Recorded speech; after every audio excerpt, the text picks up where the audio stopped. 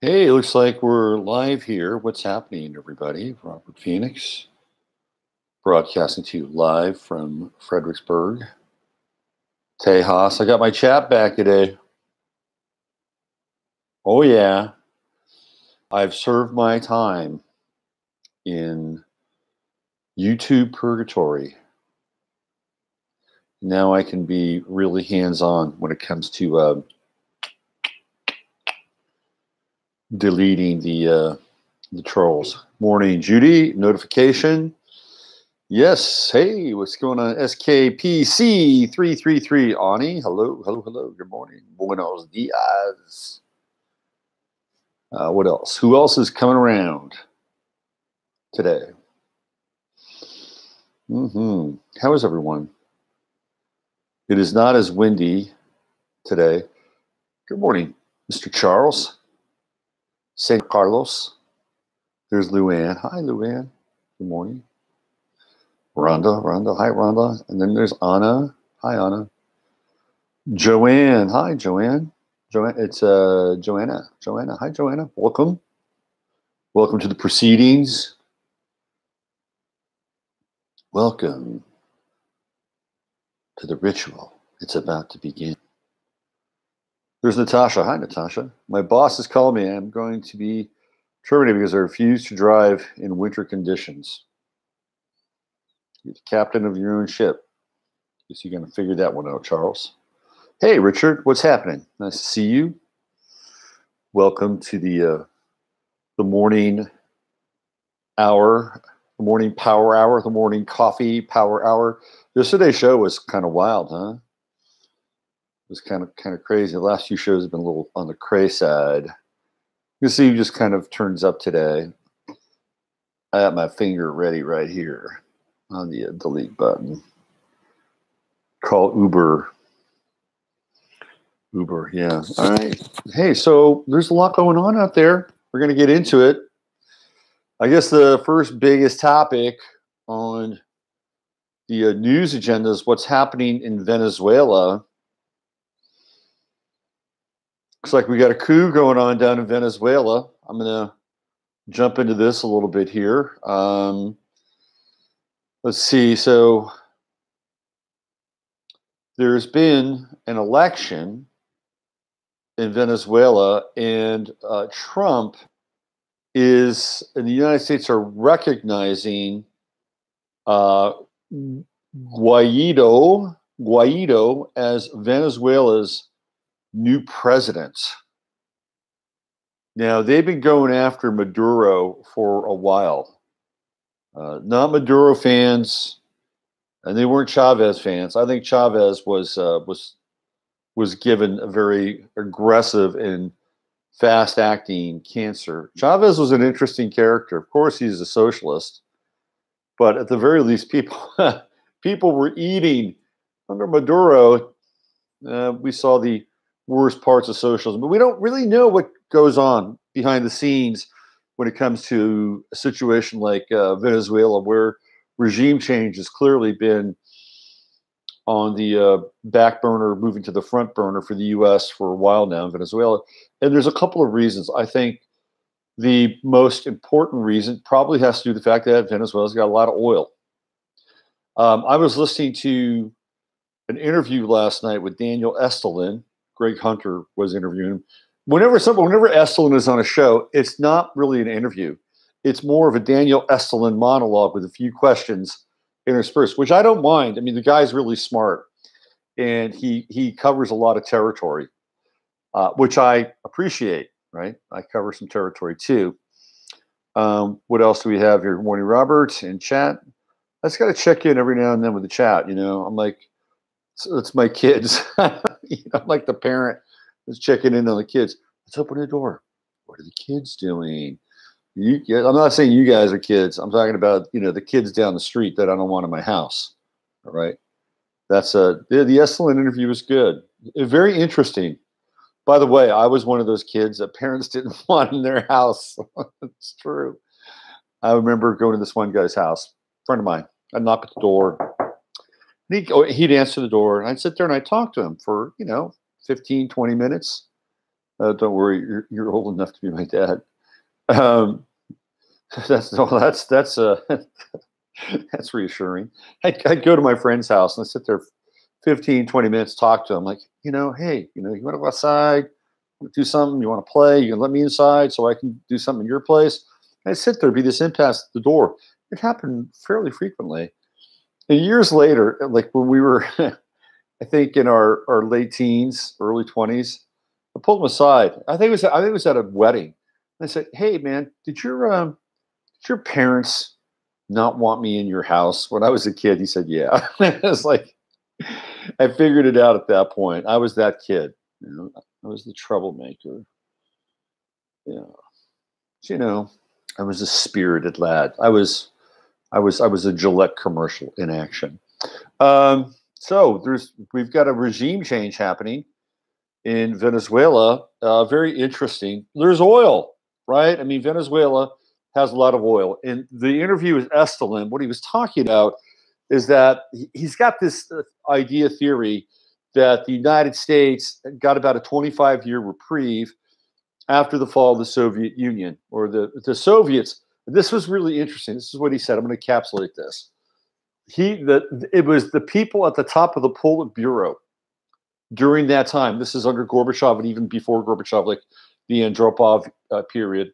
And they were looking at the fact that they had all these resources because they were at the top of the Politburo. But because nobody owns anything, you can't leave anything to your kids, right? So your kids literally have to be brought up very quickly and get to kind of a upper middle management level inside of the Politburo for them to have the same kind of privileges that you would have had over the course of a lifetime. But once you're done, it's gone. So Esselin says that part of what happened with the former Soviet Union was the fact that these people who were in positions of power, not the people that fought in the war, by the way, these were people that were different. They were different sort of era-based, that they realized that in order for them to pass along any property or anything that they gained, they'd have to dismantle the Soviet Union and have more of a free market, title-based economy. So that was part of what happened. It was like that was their version, right? There was also the perestroika version, which is, we're going to appear as though we're really going to disassemble something, when in actuality that's not perestroika. It's a different term. Perestroika is when people are outed. That's a whole different strategy altogether. Anyway, so that's what happened with the former quote unquote Soviet Union, right? Okay, this is what Estelin was saying. So the idea here is that the United States has nowhere to expand anymore. Like the period of expansion is over, which is why what's happening in Venezuela is important, because it does represent the potential and the possibility of some form of expansion. And of course, there's the petroleum, the gas, and the oil that's a part of Venezuela in a pretty big way. By the way, they're significant, and the United States wants to be quote unquote energy independent, petroleum and energy independent. So, just from a global marketplace standpoint, I think the United States is very invested in somebody besides Maduro. That's number one. Number two, the election of Bolsonaro as the president of Brazil is very important due to the fact that Bolsonaro is a nationalist. He's also a Zionist, and he's very close with Netanyahu. And he's a strong man. So what the United States is doing and investing in is they're investing in a Bolsonaro style of government in South America. So Bolsonaro is like the anchor of what they want the rest of South America to be, because the United States wants to create an allied relationship with South America based on nationalism and the bear hug of Zionism. Okay, that's what's going on. So by having Bolsonaro in a huge country with massive resources, which happens to be a neighbor of Venezuela, is kind of a big deal. And so if they can turn and flip Venezuela, now they have Venezuela and Brazil to be able to create an alliance. This is a geopolitical strategy. The world is getting carved up again as we know it. Now, remember, I'm going to give you a little astrological lesson. When the former Soviet Union collapsed, that was the last time Saturn was in Capricorn. And we're seeing that happen again now. We're seeing the Saturn in Capricorn effect take place.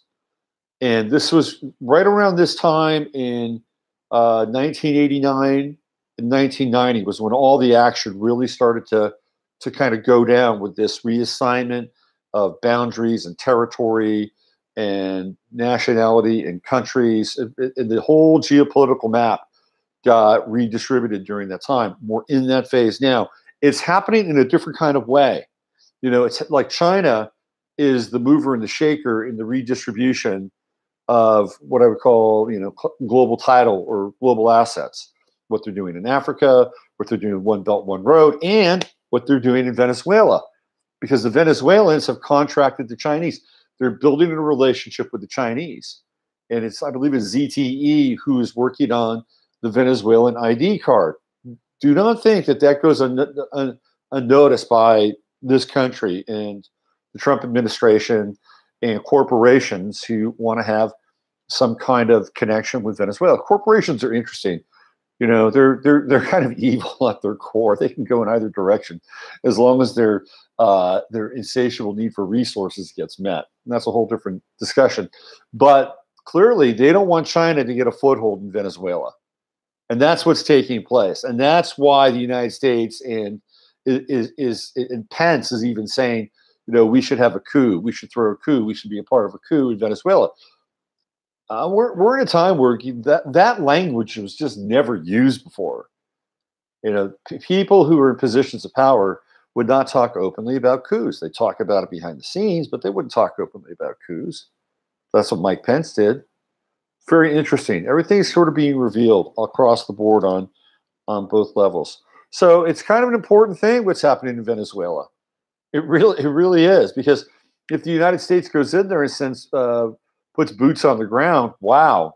Now and there's talk and there's possibility about that. And I think there are people who are or had been pinning their hopes on Trump being an anti-interventionist, which I think at his heart he is. That doesn't mean that the people who are around him share the same ideology and the same philosophy. I don't think they do. But it's going to, again, cut against the grain of why he was theoretically elected or put into place with the people or the majority of the people giving their seal of approval. Let me check the chat room.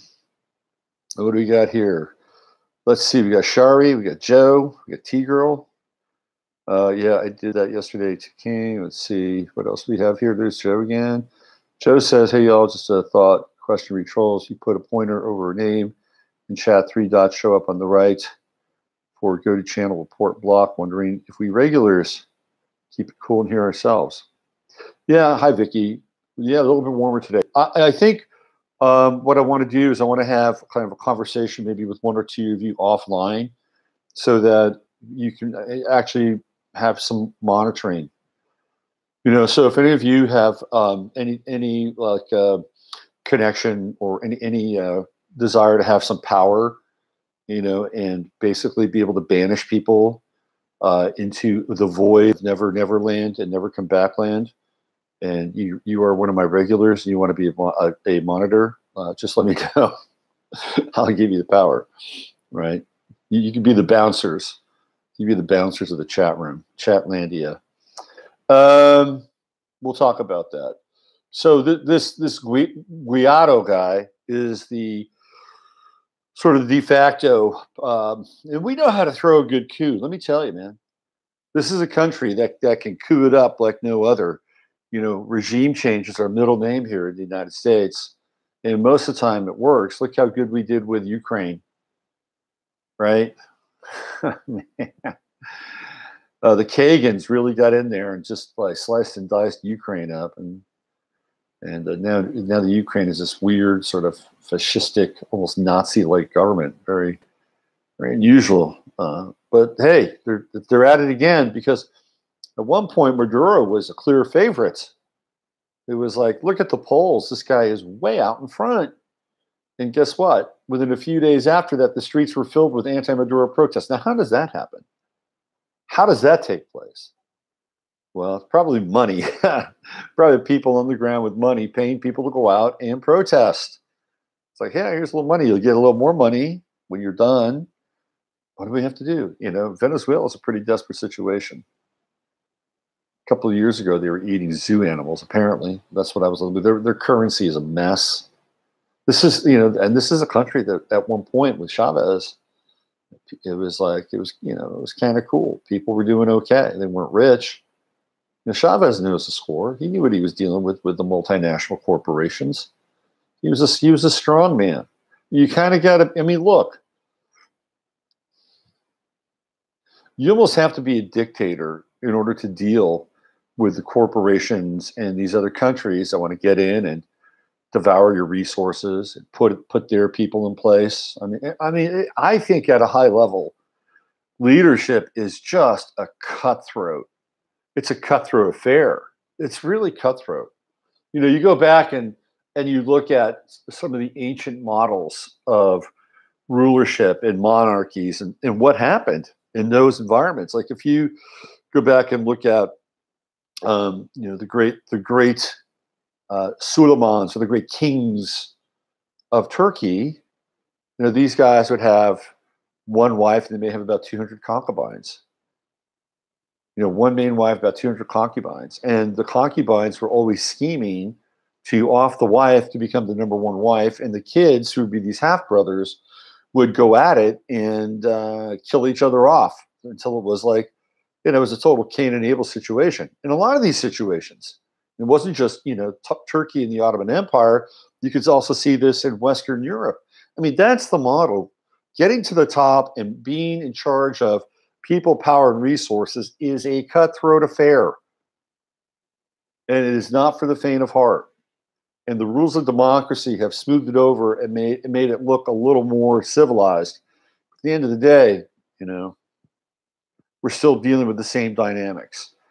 Those things don't change. Maybe the techniques and maybe the cover stories are adapted and altered, but that's just about it. So, of course, Chavez was he was on the list. Get him out of there, right? He was an axis of evil individual at one point. So it's going to be interesting to see what happens, because in order to win any war, or in order to finalize any coup, you got to have like boots on the ground, right? It's on the ground. Look at what happened in Egypt. They decided that they were going to go in and bring the Muslim Brotherhood in. Once they got Mubarak out, it was like, okay, this is during Obama. Let's get the Muslim Brotherhood. We got Mubarak out. He's old school. He has ties to other administrations. We don't need him. Let's get our own people in. And guess what happened? The Egyptian army came in and said, nope. You're not going to bring that guy in here, right? That's boots on the ground. So in order for this quote-unquote coup to take place, it's either got to be the Venezuelan army, the Venezuelan people, or an assemblage of perhaps Blackwater mercenaries or whoever. But this keep an eye on what's happening in Venezuela. It really bears watching. And I gave you at least 3 things that are strategically involved with this overthrow of Maduro. It's resources, it's expansion, and the third is it cuts off a toehold that China wants to get into Latin and South America. So keep your eye on it. It's happening. It's happening right now as we speak. The shutdown, well, that's not happening. But we are seeing one of the great kind of adolescent pissy matches of all time between Nancy Pelosi and Donald Trump. Pelosi now, of course, has canceled the State of the Union because, well, there's no money and we can't afford security, and you actually can't have it in the what is it? It was the Senate chambers, or the Congress chambers, where they have the State of the Union, and everybody gets up, right? The right side gets up, and then the left just sits there and glares at the president. That's what happens. Well, apparently Trump is looking into an alternate location, one that could be probably funded by the president himself, we'll see what happens. But it's an interesting little slam dance the two of these people are doing. And the shutdown continues. Trump's numbers apparently continue to plummet in the face of more and more people being out of work and not being able to meet their requirements, those who are on the government payroll, because he wants a border wall. I think there's a lot more going on at this point. One of the things that Estlin says, or said in the interview with Greg Hunter, which I recommend, by the way, he says that, and this is what I've been saying for a long time, he said Trump is not a president. And that's what I've been saying as well. He's not a president. He's many things. He's a cipher. He's a symbol. He's an agent of deconstruction. And what Estlin has been, or what he says, and this is where it gets a little tricky, is that Trump is there to usher in the collapse of this system. And the reason why he's doing it is because he's been employed by the old money guard of Europe, the Rothschilds, the Queen of England, and the Pope, the Vatican. So these are the people that are behind Trump. And then you have this other group who is trying to impose a different ideology and a different system. So essentially what Estlin is saying is there's this clash between these sort of two models, right, that are trying to control the assets and the resources of the entire planet. It's a really interesting interview, but to me it gets into the kind of on the left you have the social Marxists, on the right you have the Zionists, and it's like, do we have to really choose between one or the other? I mean, really, isn't there a third model? Isn't there a third way? I think there is, but it's not one that's going to be popularized or represented because of the vested interests that these two apparently opposing ideas and models have. Now, on the other side, I believe it's the Rockefellers.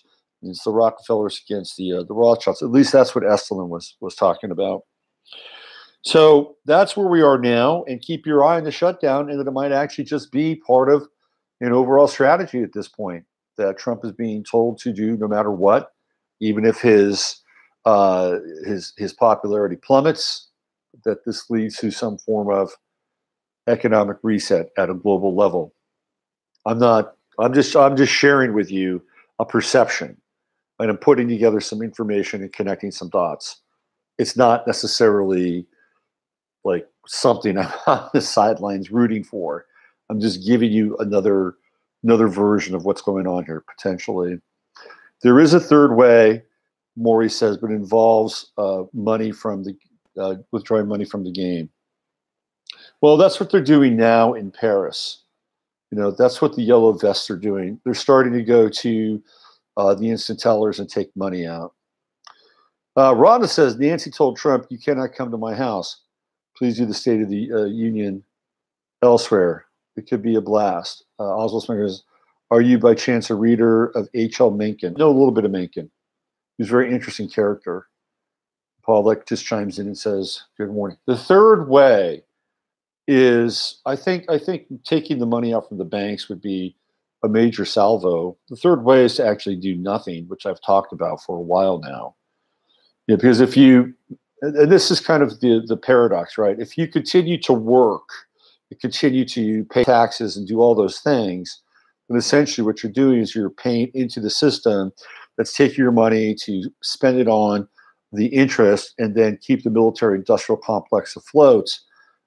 If you stop doing that, then all of a sudden those things begin to slow down and even stop. And then there has to be a rethinking about the other part of the equation, which is the people who either through their effort, their emotion, their physical activity, or the participation in the system, which allows the bankers, the elites, the manufacturers to profit off the resources and send it back into the government. Again, that they have a seat at the table. Now, I'm not advocating communism, I'm not advocating socialism, but I am advocating a different relationship with this whole idea of asset allocation and what we do with our time and our energy and what's important to us. good luck getting everybody on the same page. You might have a better chance of doing something like that in a place like Japan or Iceland, where the Icelanders, who happen to be a homogeneous population, all decided that they were not going to take on any more debts. They were going to pay their debt off, and they were going to tell the central bankers to go take a hike, which they did. Iceland to this day is one of the shining examples of a country who essentially became debt-free. Imagine that. It's quite possible. Let's see, Chris and Steve. Daniel Eslin's book, Tavistock Against the Social Engineering Masses, a must-read for understanding the underpinnings manipulation of masses. Yeah, Eslin does really, really good work. And his book on Bilderberg is really good as well. So he's one of these guys who you don't hear from for a long time. It's like, because he's writing, and then he's everywhere, and then he talks incessantly, and then he goes away again and starts to write, which is good. It's a good thing. I wanted to talk a little bit about Ruth Bader Ginsburg. And I think on Sunday night, I'm going to do a show that's going to be dedicated to her chart. Because I think Ruth Bader Ginsburg's dead. I looked at her chart. She's in a death zone. I'm telling you. She's in an astrological death zone. I think she's gone. And that's not a good thing. And here's my reasoning.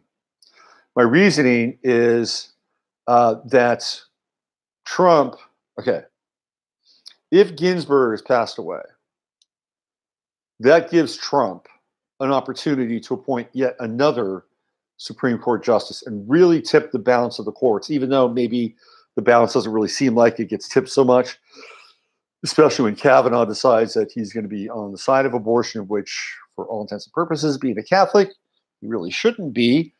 But apparently that doesn't really harm him at all, nor does it create any kind of disturbance or trouble with his own conscience.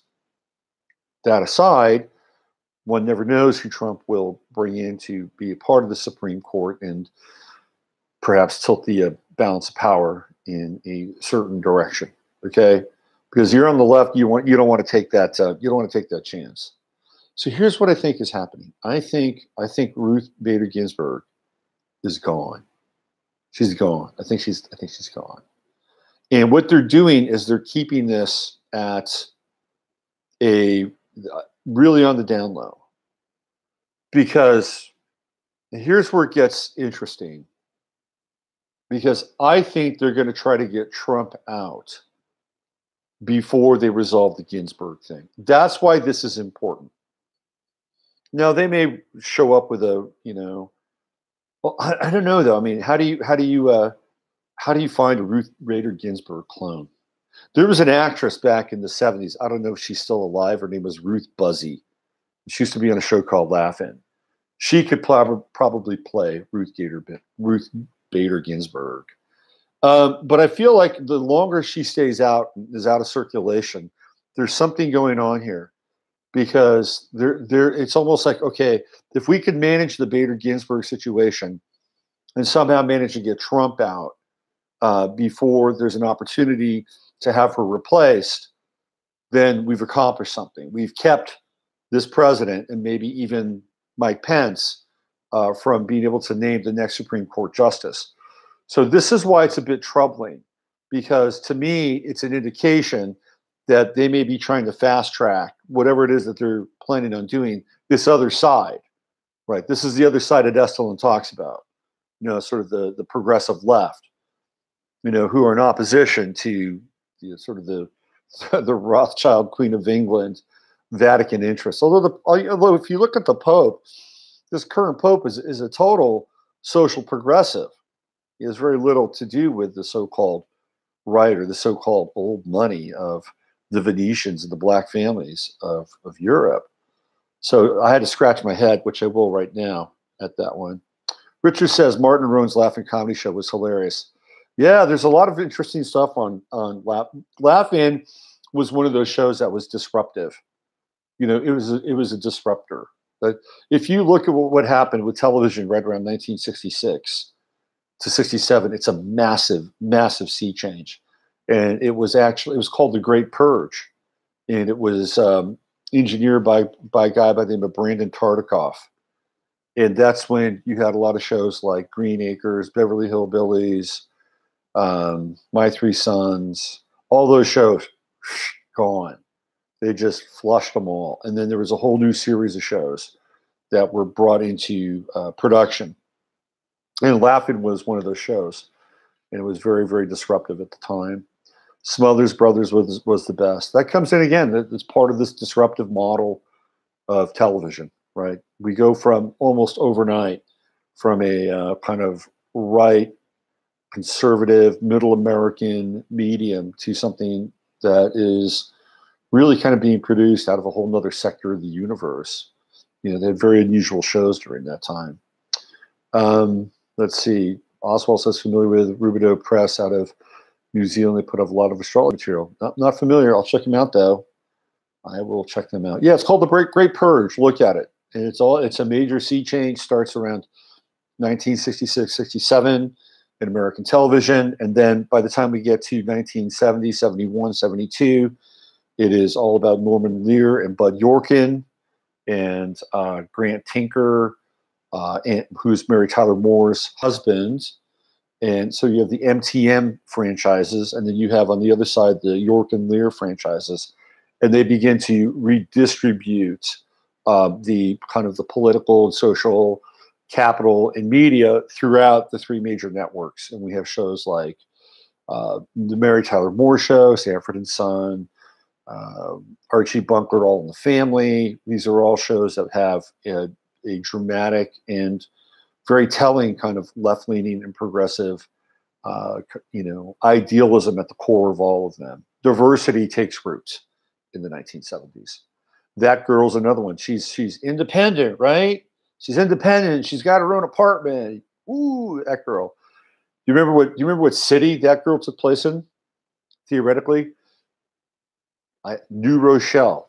That's where she lived. Marlo Thomas is interesting. She's an interesting person. I really like her. Her dad, Danny. Ooh, there's a freakazoid. 1966. That was the Uranus-Jupiter conjunction. Everything changed. You're right, Lynn. Lynn bringing in a little straw. Absolutely. They called it the Great Purge on television. And again, that was led by Brandon Tartikoff. So getting back to this Ruth Bader Ginsburg piece, I think the longer that she stays out of commission, I think the more immediate this idea that there could be a potential threat to either Donald Trump's life or the actual fabric of the presidency itself. Now, Ruth Bader Ginsburg happens to be born on March 15th. And we know that that is the day of the Ides of March. It's a very auspicious day in history and in literary history with Shakespeare and the retelling of the death of Caesar in the play Julius Caesar by Shakespeare.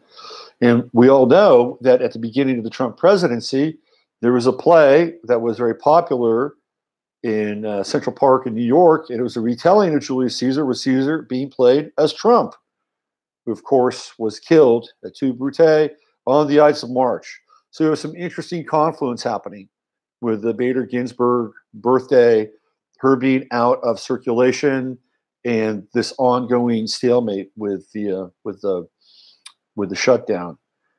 Paul says, "I lived in New Rochelle, New York, in the '70s. Did you see Marlo Thomas hanging around with Ted Bissell? Ted Bissell was her boyfriend, and her dad didn't like Ted Bissell. Whoever that guy was on the show, he didn't like him. He was the pain in the ass. Television in the '60s was fascinating. You could tell that the role of women was changing also. And that when shows like Bewitched came onto the scene, and there were more. There were other shows. Of course, I Dream of Jeannie was one could say that it was really, really sexist, right? Oh, look, these guys from the military have this little woman in the bottle, right? I mean, there's some weird undertones with that as well. Like what's going on with the military? What are they doing? There's programming involved here. There's like genie programming. But at the end of the day, she wound up being more powerful than anybody else on the show. That was a kind of one of the weird little side stories with that. Glad to see someone who knows them. Hey, what's going on, Juana? Are you there? No, Juana's leaving us. Let's see. Is it Moral Thomas? Yes, St. Jude's. Absolutely.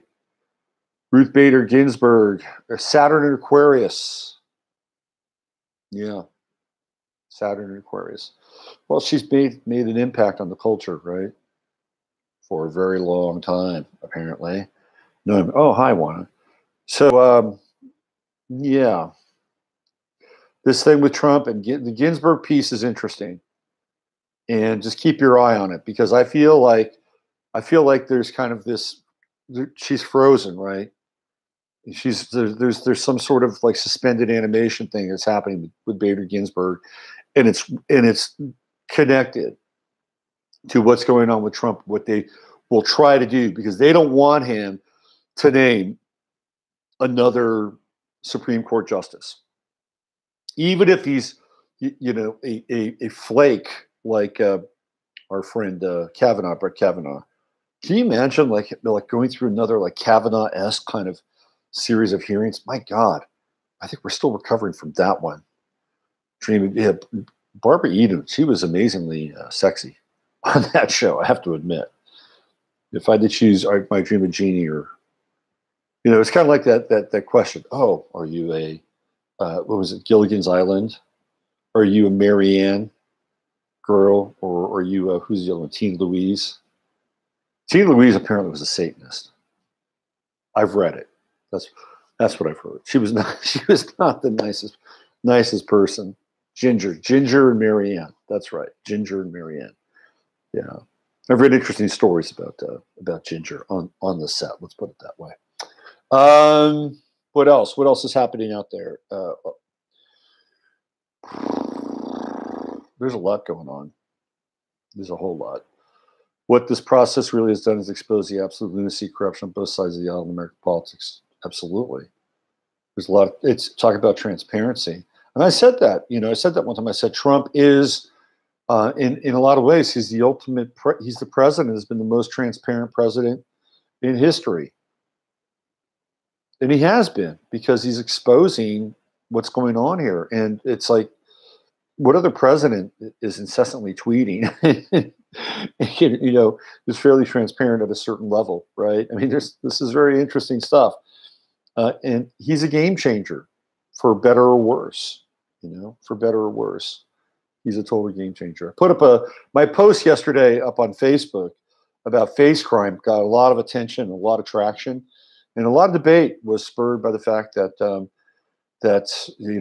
what we were shown and what we were told about the events in Washington, D.C. with the Covington school kids was very different than the actual story in and of itself. So that got a lot of attention. Apparently, Nick Sandman, who was the kid who was smiling, was interviewed. I did not see the interview, by the way, by Samantha Guthrie, and the left went after him, of course, with torches ablaze and burning, because we live in a siege and mob mentality world that I don't think is going away anytime soon. Hey, there's our good friend Suze. What's going on, Suze? So that's how long is this going to last now? How long are we going to still continue to talk about? What's really weird? Let me just say this. If you maybe go back, I don't know, 4 or 5 years ago, there's probably shit like that happens all the time. Probably happens all the time.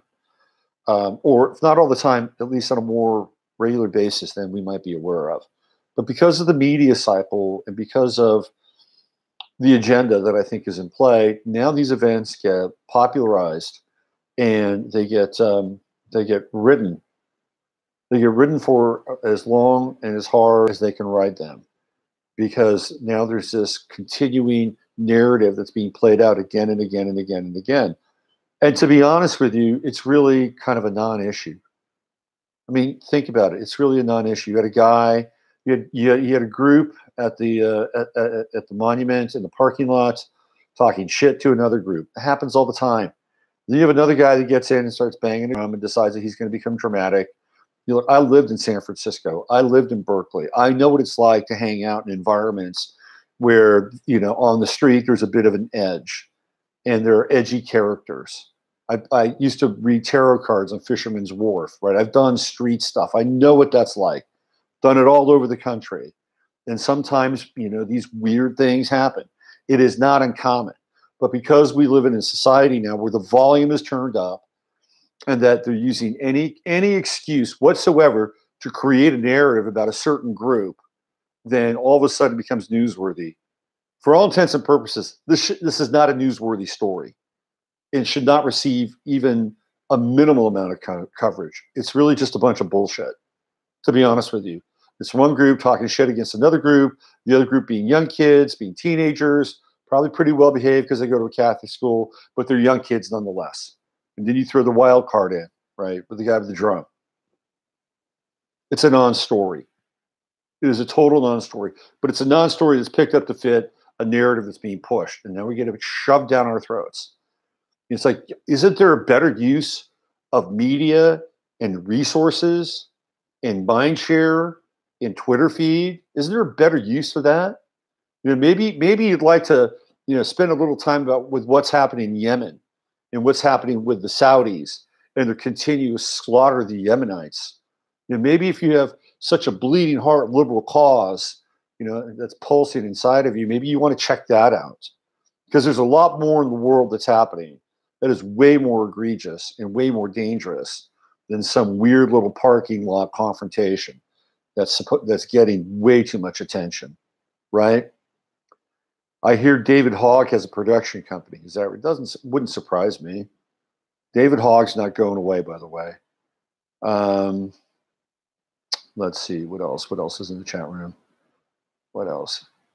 Joanna Farina says egregore. Yeah, it's part of the egregore consciousness.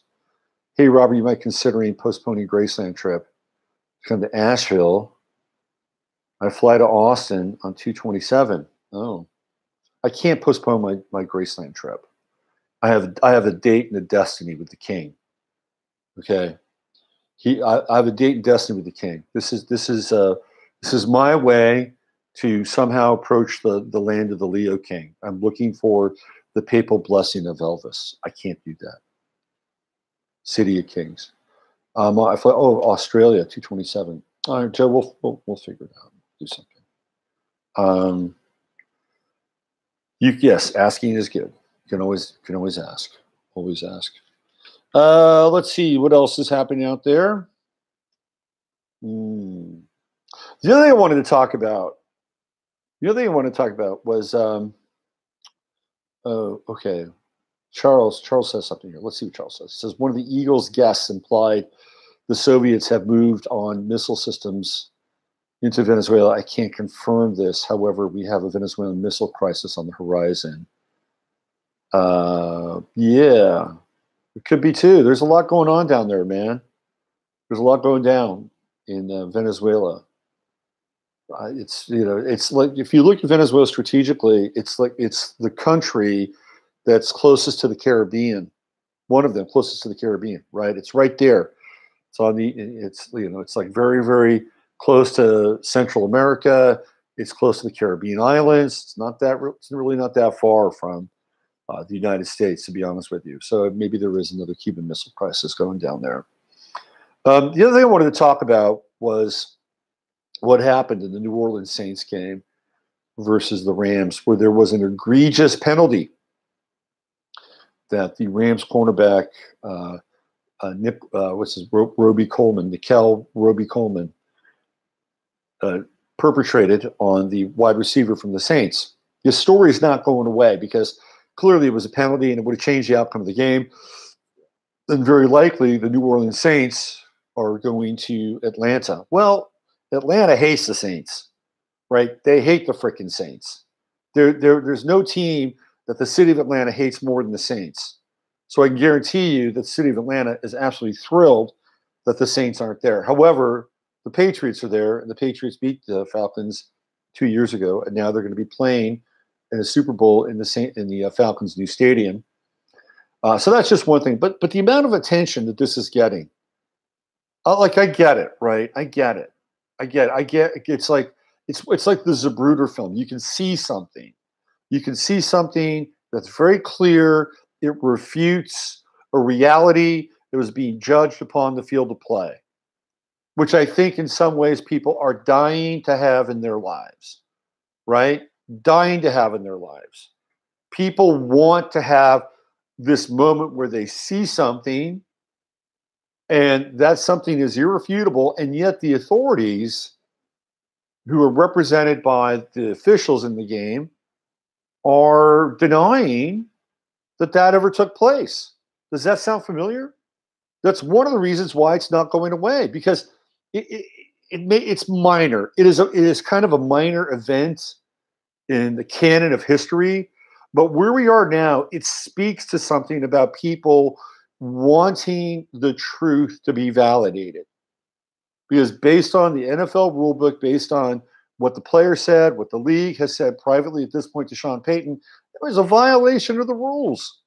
And it was all there, captured on video.